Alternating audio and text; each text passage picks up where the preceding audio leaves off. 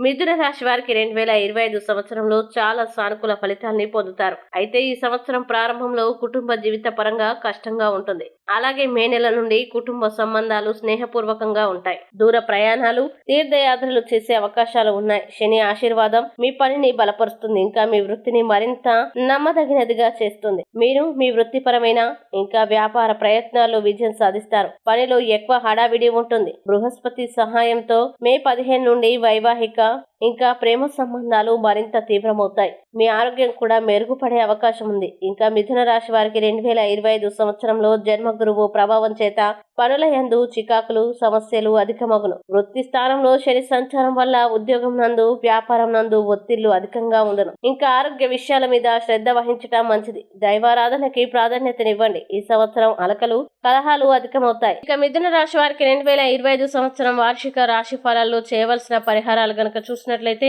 మిథున రాశి వారికి మరింత శుభ ఫలితాలు పొందడం కోసం గురు దక్షిణమూర్తి స్తోత్రాన్ని పఠించండి. దక్షిణమూర్తి ఆలయాల్ని దర్శించండి. అభిషేకం వంటివి చేసుకోవడం మంచిది. అలాగే శనగల్ని నైవేద్యంగా చేసి ఆలయంలో పంచిపెట్టండి. మరియు నవగ్రహ పీడాహార స్తోత్రాన్ని పఠించండి. ఇంకా ప్రతి శనివారం కాళీమాత ఆలయానికి వెళ్లి నూనె దీపం వెలిగించి నిమ్మకాయల మాల సమర్పించండి. ఈ వీడియోని లైక్ చేయండి, షేర్ చేయండి.